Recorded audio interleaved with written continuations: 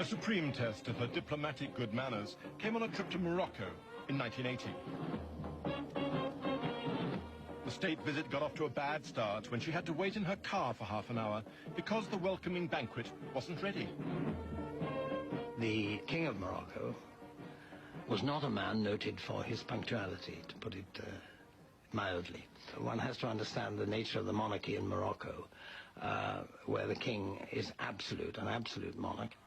There's no good asking what time he's going to arrive anywhere. He arrives at the king's time. It became a nightmare for visit. He was enraged because he knew he was getting a very bad press in Britain. His press secretary would have given him stuff from the Sun and the Mail and so on, which was lethal. Things went from bad to worse at an open-air lunch in the desert the next day. The Queen was left in an open tent to watch tribal dancing, while King Hassan attended to more pressing business in his air-conditioned caravan.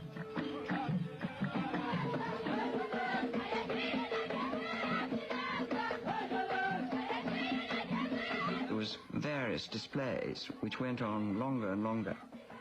Excellent displays, but I think lunch had to be at 4. I think the Queen thought it was time to have lunch, which about 4 o'clock.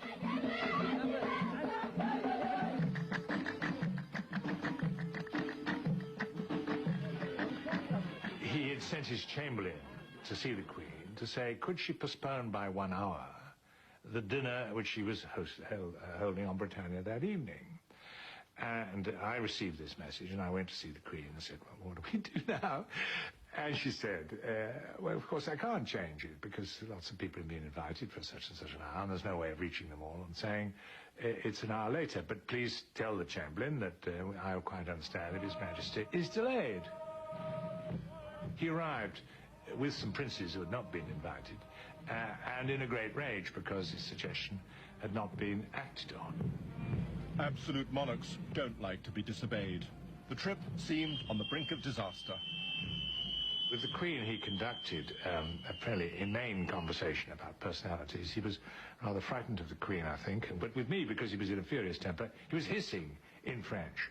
I'm not being treated like a gentleman. It's all going wrong. That steel mission we were talking about on the train this morning, I'm not going to receive it. I don't have time. And what's more, your ambassador has to leave Morocco tomorrow.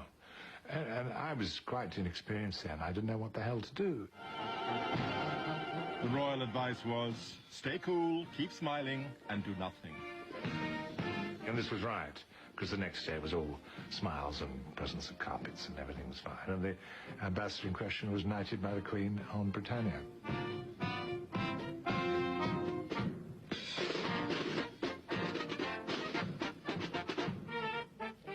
But the Moroccan saga wasn't over. Protocol obliged the Queen to invite King Hassan back to London.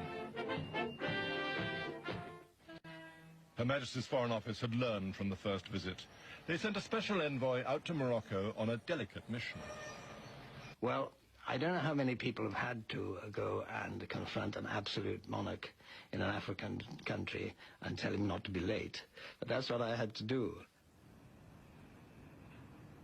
I sort of felt my way into this conversation, and eventually he smiled and said, ah, yes, I see. You're telling me to be punctual. I think there were one or two occasions when he kept people waiting, but he certainly didn't keep the Queen waiting.